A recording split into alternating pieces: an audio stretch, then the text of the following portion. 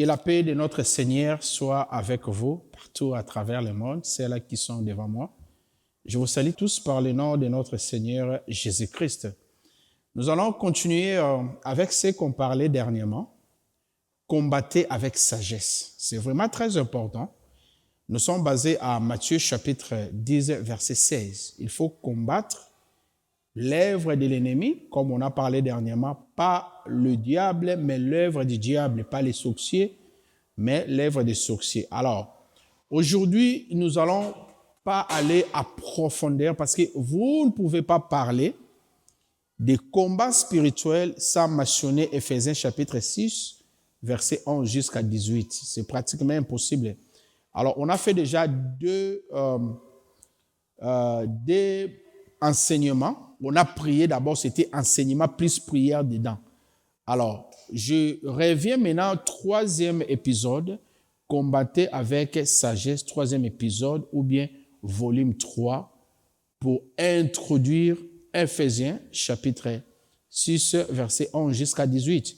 Parce qu'on ne peut pas parler d'un combat spirituel ou bien les combats de la foi sans lire ça. Alors, ce que nous allons faire aujourd'hui, nous n'allons pas entrer à la profondeur avec des versets bibliques, mais nous allons déchirer, entrer, briser, examiner, de comprendre exactement ce que l'apôtre Paul a dit à Éphésiens chapitre 6, verset 1 jusqu'à 18. Donc, nous entrons expliquer tous ces mots-là à détail pour une meilleure compréhension.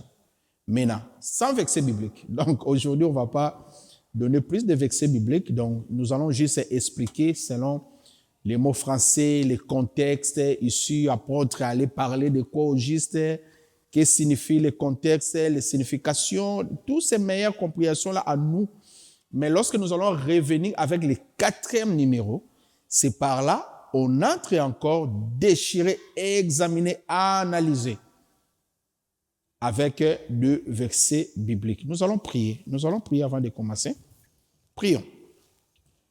Le Tout-Puissant Dieu, le Créateur de toutes choses, Papa, nous te rendons multiples actions de grâce. Sois élevé comme à jamais, toi sois exalté, toi qui es le souverain premier. Papa, nous laissons ce moment favorable entre tes saintes mains. En particulier, je dis merci pour les sacerdoces que tu m'as appelé d'être le participant. Je ne voyais pas ma place, comme je connais tellement des hommes de Dieu qui font bien leur travail. Mais aujourd'hui, par ta grâce, j'ai trouvé aussi ma place. Papa, laisse ces paroles de comprendre le combat spirituel. De quoi au juste tu as envoyé ton serviteur apôtre Paul de nous parler. Nous tous, nous savons cette portion de l'écriture dès le bas âge. On a utilisé en désordre, en ordre, je ne sais pas quoi. Mais aujourd'hui, à travers ton serviteur, tu as amené encore une autre lumière d'explication parce qu'il faut nous combattons avec sagesse. Il faut nous combattons avec intelligence. Combattez aussi avec amour. Veuillez donner l'éclairage. Cher Saint-Esprit, je te demande de m'effacer complètement afin que tu sois à mesure d'utiliser moi, ma bouche, mon esprit, mon intelligence, mon âme, ma force, mon énergie, d'expliquer à l'Église qui sont devant là pour comprendre qu'est-ce que tu allais parler exactement. De nous, de le mettre en pratique et de partager aussi cet enseignement pour les autres. Merci de susciter pour moi de continuer à faire première, deuxième, troisième. Aujourd'hui, on le fait. Combattez avec sagesse. Nous avons besoin de combattre. Or, une personne peut rater son combat. Il peut perdre son combat à cause du manque de sagesse, à cause du manque de la prudence. Car la Bible nous dit, tu perdras ton héritage à cause de ta faute. Nous prions, mais avec des fautes, nous n'arrivons pas. La Bible expliquait ça même clair. À Jacques chapitre 4, verset 3, vous priez, vous ne recevrez pas parce que vous priez mal. Des fois aussi, nous perdrons plein de combats spirituels parce que nous combattons mal. Donnons-nous les moyens de comprendre exactement comment il faut combattre l'ennemi, comment il faut déstabiliser son camp. Par le nom de Christ Jésus, nous avons ainsi prié et nous disons Amen. Combattez avec sagesse, combattez avec l'intelligence. On a déjà expliqué, lorsqu'on parle de la sagesse, on voit le Seigneur Jésus-Christ. Même lui-même, Matthieu chapitre 10, verset 16, on aura aussi besoin de le décortiquer. Comme aujourd'hui, nous sommes en train de décortiquer Éphésiens chapitre 6, verset 11 jusqu'à 18. Personnellement, je ne voulais pas utiliser cette portion de l'écriture parce que c'est connu. Il y a plein des hommes de Dieu. Si vous prenez votre YouTube, juste écrit Éphésiens 6, ou bien le combat spirituel, il y a beaucoup, les hommes de Dieu ont expliqué, mais le Saint-Esprit a mis à moi, je suis sûr qu'il y aura une particulier qu'il a mis à moi d'expliquer. La Bible nous dit, revêtez de toutes les armes de Dieu, afin de pouvoir tenir ferme contre les ruses du diable. Car lorsqu'on parle des ruses du diable, à d'autres termes, apôtre Paul allait parler des pièges. Ce sont des précisions de taille, de pièges, de manigances ou bien de manipulation du diable. Le diable, c'est un menteur, il peut vous manipuler. C'est ça qu'il allait dire. Car nous n'avons pas lutté contre la chair et le sang, mais contre les dominations, contre les autorités, contre les princes de ce monde, des ténèbres, contre l'esprit méchant dans les lieux célestes. C'est pourquoi, prenez toutes les armes de Dieu, afin de pouvoir résister dans les mauvais jours. Là, ici, il parlait d'endurance. Lorsqu'on dit résister, c'est-à-dire, tu entres dans un combat, tu peux commencer bien 2 ou 3 minutes. Vous savez, vous pouvez commencer un combat, vous pensez que le combat là va traîner 3 minutes, hein, mais vous arrivez à 12 minutes, vous perdez maintenant le souffle. Je vais donner un exemple avec ce qui se passe entre Ukraine et Russie. Les Russes ont dit ils vont faire opération militaire pendant 3 mois pour envahir l'Ukraine. Mais aujourd'hui, je vous parle, ça fait 2 ans. Les États-Unis, les Occidentaux, ils ont armé l'Ukraine. La Russie n'arrive plus maintenant à pexer comme ils ont pensé. Donc, vous pouvez entrer aussi dans un combat spirituel. Tu dis que je vais aller faire cette délivrance-là, 2 ou 3 minutes. Je suis déjà habitué pour délivrer les gens. Mais vous arrivez là-bas, ça complique aussi les choses. Les petits garçons, là, vous voyez, petit de 8 ans, mais il a entré dans le mystique. Vous avez délivré une grande personne de 30 à 40 ans, même 50 ans, dans 2 ou 3 minutes. Mais arriver avec le petit là de 8 ans, c'est compliqué. Donc, il faut avoir l'endurance. Il faut avoir aussi la fermeté ainsi que la ténacité. Il faut être ferme. C'est ça qu'apôtre Paul allait dire. Tenez ferme après avoir surmonté. Tenez donc ferme. Ayez à vos reins la ceinture. La ceinture. Revêtez la cuirasse de la justice. Alors, nous allons déjà entrer pour expliquer, pour gagner l'étape. Parce que s'il faut lire, revenir encore expliquer, ça va nous prendre beaucoup de temps. J'espère on va juste expliquer directement.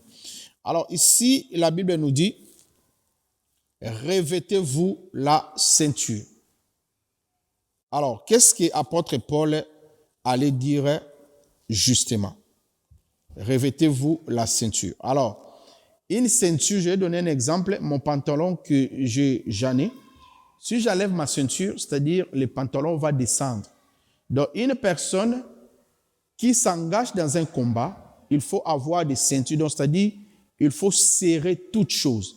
Et la ceinture là, ce qu'il parlait, ce n'est pas juste une ceinture pour les pantalons. Parce que les soldats romains mettaient des trucs là, comme on appelle ça, comme des blisons par balles, des choses là. Tous ces blisons là par balles avaient aussi des ceintures.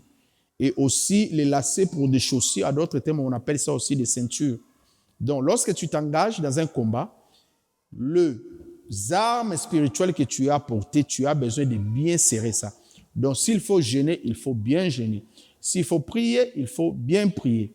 S'il faut lire les psaumes, il faut bien lire les psaumes comme il faudra. C'est ça, il allait nous expliquer comme la ceinture. Il a appelé ça revêter la Bible nous dit, revêter la cuirasse de la justice.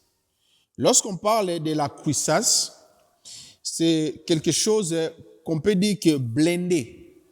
Vous voyez, même si ici, au moment que je vous parle, il fait très froid, nous sommes pendant l'hiver, tu peux m'avoir, ok, je peux dire, vous pouvez me voir avec un tricot simple, mais je peux dire que non, je suis blindé. Pourquoi? Parce qu'au-dessous de ces tricots, j'ai des choses que j'ai mis. J'ai mis d'abord cinglé, polo, tricot. Donc, vous voyez ces tricots noirs, mais j'ai encore d'autres tricots. Et avant d'arriver ici, j'avais aussi une autre jaquette. Donc, je peux dire que je suis blindé. Alors, lorsqu'on parle de blindé, on voit aussi les chars de combat. Vous comprenez? Alors, les chars de combat, c'est là qui sont blindés, c'est-à-dire, ils ont des protections. Donc, une personne qui conduit un char de combat, vous pouvez venir même avec une arme et vous tuer. Votre arme, ça sera difficile de pénétrer, au moins qu'elle lance roquette pour bombarder le char et la personne. Donc, une personne qui veut se livrer dans un combat spirituel, tu dois être blindé par des prières en secret, par des jeûnes et des prières, par la méditation de la parole. Tu dois connaître la parole, tu dois avoir la collaboration avec le Saint-Esprit. Tu dois avoir une vie de la sainteté. Je n'ai pas préparé ça. J'allais dire, lorsqu'il y avait les enfants, il y avait des gens là qui étaient allés faire une délivrance. Et je suis sûr qu'en Actes, les démons ont dit que c'est qui vous encore? Nous, on connaît Jésus, on connaît Paul. Les gens là qui étaient tabassés. Alors, comme j'ai promis, on ne va pas donner plein de versets bibliques aujourd'hui. Prochainement, nous allons entrer avec des versets bibliques. Je suis sûr que nous allons consommer ça et de donner ça sur noir sur blanc. Alors, lorsque tu t'engages dans un combat, tu dois être blindé. Aujourd'hui, nous ici, avant de sortir, tu dois être blindé parce qu'il plaît, il fait aussi très froid. Je continue. Mettez pour chaussure à vos pieds les ailes que donne l'évangile de la paix. Alors, troisième chose, on parle de la paix, l'évangile. Une personne, lorsqu'on parle d'évangile, il y a des gens, ok, lorsqu'on parle de l'évangile de Jésus-Christ, on voit Matthieu, Marc, Luc et Jean. C'est les 4 évangiles. Mais ici, apôtre Paul parlait presque la Bible entière, parce que toute la Bible entière parle du Seigneur Jésus-Christ. Lorsque le Seigneur Jésus-Christ a dit à Matthieu chapitre 28, verset 20, « Allez faire tout le monde et les disciples, enseignez-les tout ce que je vous ai prescrit. » Il y a d'autres gens qui pensent que les 4 évangiles, c'est la seule chose que vous allez prescrire ou bien enseigner. Non, c'est la Bible entière. Donc, Genèse jusqu'à Apocalypse. C'est ça la prescription. Le Seigneur Jésus-Christ a dit, même les prophètes ont parlé de moi. Tout le monde a parlé de moi. Donc, même après le Seigneur Jésus-Christ, l'apôtre Paul a écrit aussi beaucoup, au moins 7 à 8 épîtres. Non, plutôt 13 épîtres. D'autres gens disent 13, 14. Question mark. Rien que à cause du Saint-Esprit, il a écrit, donc il parlait toujours du Seigneur Jésus-Christ. Donc on ne peut pas parler des évangiles de la paix sans annoncer les psaumes, de mettre Genèse à côté, c'est quasiment impossible. Donc il faut avoir aussi une bonne connaissance qui parle de la part de Dieu. Prenez par-dessus tout cela des boucliers de la foi. Lorsqu'on parle des boucliers de la foi, donc, une personne qui part dans un combat spirituel, il faut avoir la foi. Il y a un verset là qui supporte ça, mais on ne peut pas mettre ça en place comme c'était convenu. Alors, ici, lorsqu'on parle d'un bouclier, lorsque vous mettez dans un combat, il y a de l'ennemi qui lance de pierres, vous avez un bouclier pour barrer, vous aussi vous lancez. Mais maintenant, dans le combat normal, aujourd'hui, les boucliers peuvent toutefois être représentés comme des murailles de la défense. Alors, dans des combats, dans des guerres, les gens qui étaient dans les guerres, des fois, on construit une mire. En pleine guerre, on construit une mire. Parce que lorsque l'ennemi va commencer de tuer, le muraille là va vous permettre de se défendre. Maintenant, je vis le système riche, eux, ils n'utilisent pas le mire et maintenant, ils creusent des trous. Donc, lorsque l'ennemi tue, ils sont se cachés dans les trous. C'est ça que les riches font. Donc, leur mire, à la place de construire comme ça avec des ciments et des briques, leur mire, étant que les riches, ce sont des trous. Donc, ils vont creuser des trous à une surface. Lorsque vous vous lancez, ils se cachent et ils vont maintenant se mettre debout pour vous tirer. Donc, il faut avoir ça comme la foi. Lorsqu'on parle de mire de la défense, c'est aussi à d'autres thèmes dans les guerres aujourd'hui. Nous utilisons juste ce qui se passe dans ce monde pour la bonne compréhension. Parce que même le Seigneur Jésus-Christ a dit que si vous ne comprenez pas ce qui est physique, comment comprenez-vous ce qui est spirituel? Donc, par la grâce de Dieu, on fait un effort. Les gens qui veulent prier pour des combats spirituels, vous avez l'obligation de combattre avec sagesse. C'est pour cela qu'on utilise ce qui est physique. Parce que si vous n'arrivez pas à comprendre ce qu'on est en train de dire aujourd'hui, vous ne comprenez pas. Le Seigneur Jésus-Christ a dit, si vous ne comprenez pas ce qui est physique, et comment comprenez-vous ce qui est spirituel? Et c'est le même style qu'il a utilisé. Il donnait des exemples physiques pour que les gens comprennent ce qui est spirituel. À d'autres termes, on appelle ça les paraboles. Donc, on est en train d'enseigner par des paraboles.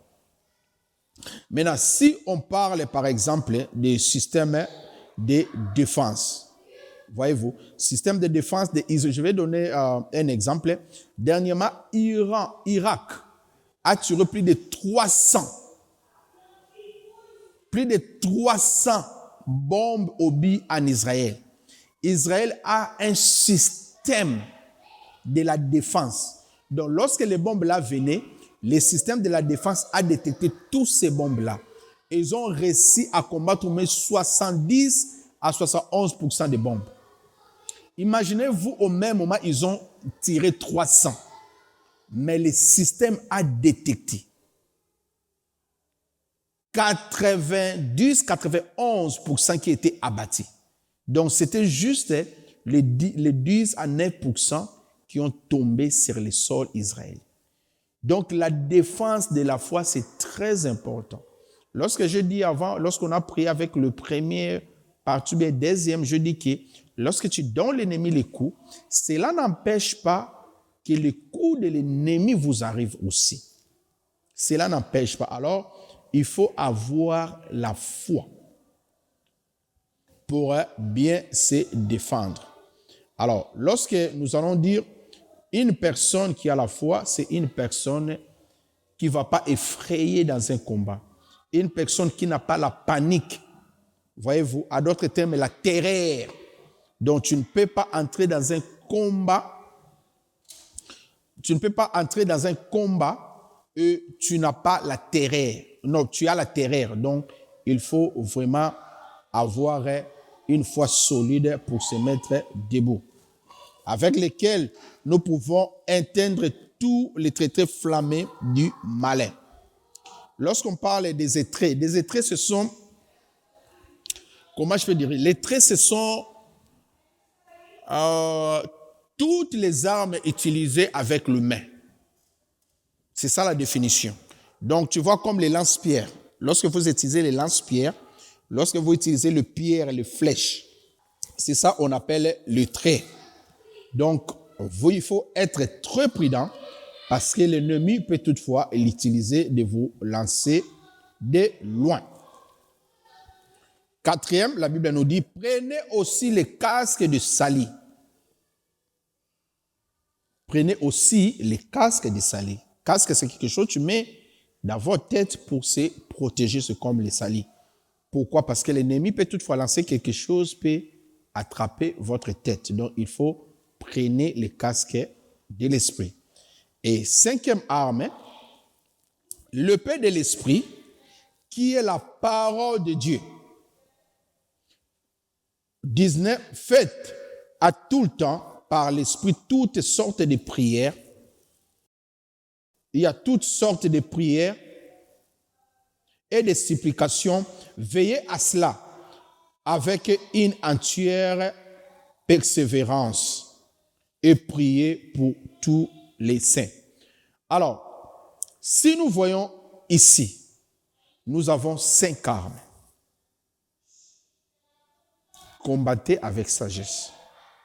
Apôtre Paul nous a présenté 5 armes. Et parmi les 5 là, il y a 4 armes de la défense. Je suis sûr que ça vous dit quelque chose. 4 armes de la défense, une seule arme juste pour combattre. Tu ne peux pas combattre l'ennemi avec l'épée comme la parole, de disant que, oh non, Tantine, tu m'as dit, oh non, non, non. La parole, c'est la parole de Dieu. Donc, on combat l'ennemi spirituel avec la parole de Dieu. Et nous avons une seule arme pour combattre l'ennemi. C'est la parole de Dieu. Il faut prier avec la parole. Les gens qui se mettent dans le combat spirituel avec divagation, de mettre plus de combattre et de jeter, il faut savoir, nous avons 4 armes défensives et une seule arme offensive. Offensif, à d'autres termes, attaquer. Donc, pour offenser, pour attaquer, nous avons une seule arme. Pour se défendre, nous avons 4.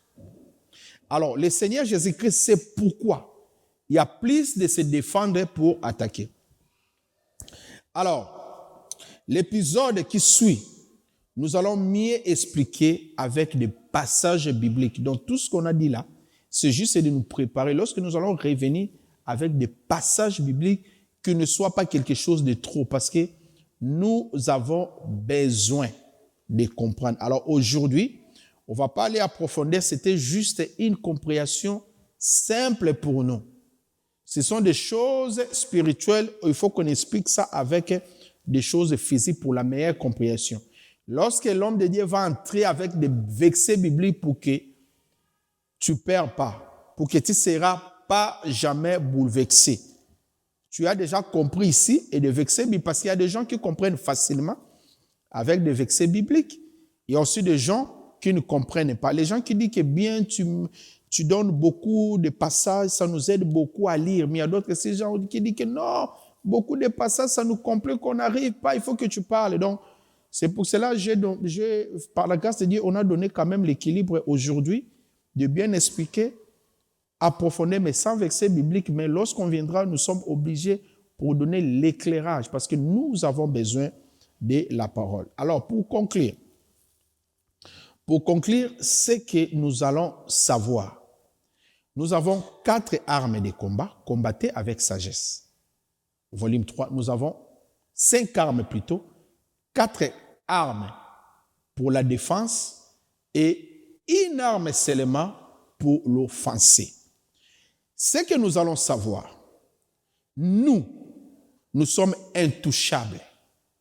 Nous avons notre Dieu qui est notre soutien, notre force. Nous avons une puissance. Nous sommes des dynamiques. Dynamique, c'est quelque chose qui peut exploser. Toutes choses pouvaient le présenter. Donc, comme que je suis là, je suis une force, je suis dynamique. Donc, peu importe votre niveau spirituel, si ce n'est pas le Seigneur Jésus-Christ qui est derrière vous, vous venez m'attaquer, vous serez explosé. Alors, une personne qui a des armes comme ça, l'utilise pas juste pour utiliser. Il faut utiliser ça avec sagesse. Alors, tu ne peux pas avoir des armes destructives et tu utilises ça comme ça. La preuve en est, la Russie a des bombes compliquées nucléaires, mais ne peut pas utiliser ça contre l'Ukraine. Pourquoi? Il va détruire un morceau. Alors, nous, les enfants de Dieu, nous oublions souvent, nous avons une force qui est le Seigneur Jésus-Christ. On se met dans des combats pour attaquer, pour anéantir. Il y a des gens qui prient même contre leur propre femme, leur propre mari, propres parents parce qu'ils sont des sorciers ou bien des sorcières. Ce n'est pas sage. Il faut déstabiliser l'œuvre de l'ennemi. Et il faut savoir, tu ne peux pas attaquer inutilement parce que tu es une force. Tu vas se défendre. Je vais donner un exemple.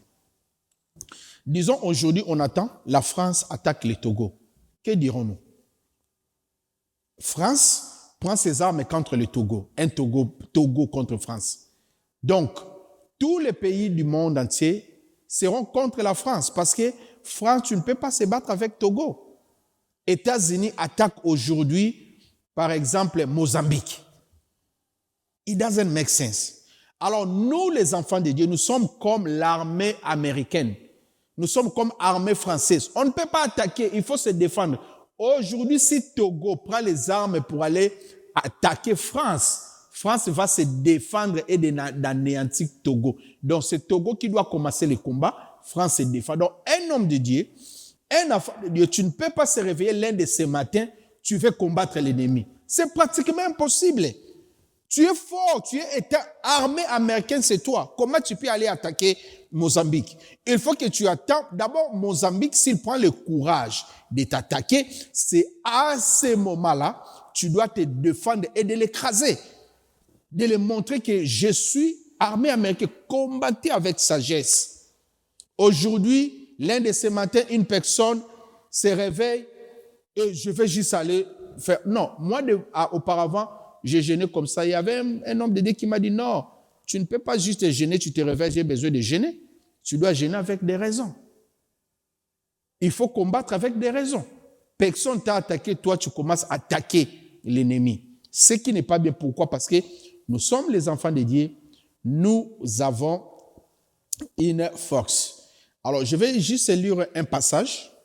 Comme j'ai dit, il faut décortiquer aussi. Nous allons finir par ici. On ne peut pas juste vraiment, c'est promis, mais on ne peut pas finir sans avoir lire un passage biblique qui est connu, Matthieu chapitre 10, verset 16. La Bible nous dit, « Voici, je vous envoie comme des brebis au milieu des loups. Soyez donc prudents comme les serpents et simples comme les colombes. » Voyez-vous, ça aussi, nous allons décortiquer ça. Donc, nous, si nous sommes envoyés pour délivrer une personne, nous savons qu'on nous envoie au milieu des loups ravisseurs. Mais il faut combattre avec prudence. La prudence, c'est la sagesse. La prudence, c'est toujours Seigneur Jésus-Christ. On a déjà parlé de ça. Maintenant, pourquoi j'insiste? L'anglais maintenant a dit ça mieux. Voici ce que l'anglais a dit. Beloved, I'm sending you out of the sheep, out of like a sheep in the midst of wolves. Be aware and wise as a serpent and be innocent as a dove. Voyez. Alors, français a dit soyez simple, mais anglais a dit soyez les innocents. Donc, c'est-à-dire tu combats dans un combat, mais fais en sorte que tu sois innocent dans ce combat.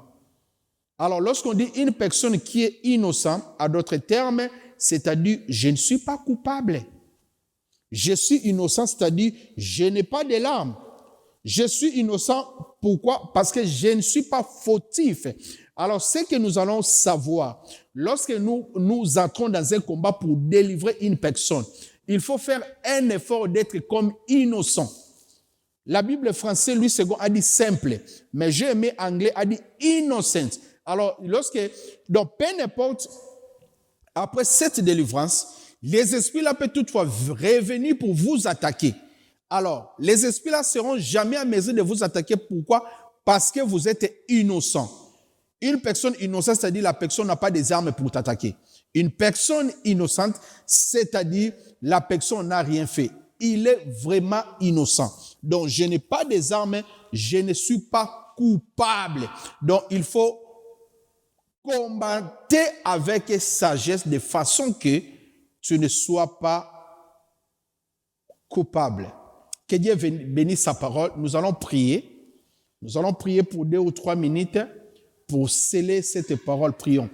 Éternel Dieu le Tout-Puissant, Dieu de grâce, Dieu de paix, le Dieu qui nous purifie lui-même, tout esprit, toute âme et tous nos corps, selon 1 Thessaloniciens chapitre 5, verset 23. Merci pour ce moment favorable de nous parler encore à profondeur. Pas vraiment à profondeur, légèrement de nous, de comprendre le combat spirituel pour combattre avec sagesse. Ephésiens chapitre 6, verset 11 à 18, on ne peut pas commencer de parler le combat de la foi, le combat spirituel, sans citer ces passages. Papa, merci pour l'introduction. Nous demandons que tu nous aides aussi de faciliter à l'aide du Saint-Esprit d'entrer avec la profondeur, avec des versets bibliques pour bien expliquer de nous, de savoir comment combattre. Parce que dans un combat, tu peux avoir la victoire, mais vers la fin, tu perds la victoire à cause de cette faute. L'erreur commise, ça peut vous faciliter de perdre ce combat. Aide-nous de comprendre exactement ce que tu as besoin de nous enseigner. Par le nom de Jésus, Papa, je prie pour les familles, je prie pour les parents, je prie pour les enfants, une protection divine dans nos familles, les gens qui ont disposé leur temps pour écouter ta parole, de laisser leur maison de venir pour t'écouter, de sacrifier leur temps pour suivre ces vidéos, qu'ils soient bénis. Je n'ai rien à les remettre, mais je te demande, toi, le Dieu miséricorde, de bénir toute personne qui va suivre ces vidéos et d'avoir aussi la flexibilité de partager, car toi, Seigneur Jésus-Christ, tu es précieux pour nous. Tu es précieux, un précieux qui n'est pas à garder, mais à partager pour les autres. La Bible nous dit, à 1 Pierre chapitre 2, verset 3, si vous avez goûté que le Seigneur est bon, nous on a goûté que tu es bon. C'est pour cela nous faisons l'effort de faire connaître aussi les gens de goûter, que ces messages, qui que ce soit, recevront. Lorsqu'ils vont goûter de comprendre exactement ce que tu as enseigné, aie aussi la flexibilité de partager pour les autres. Par le nom de Christ Jésus, nous avons ainsi prié et nous disons Amen, Amen. See you soon.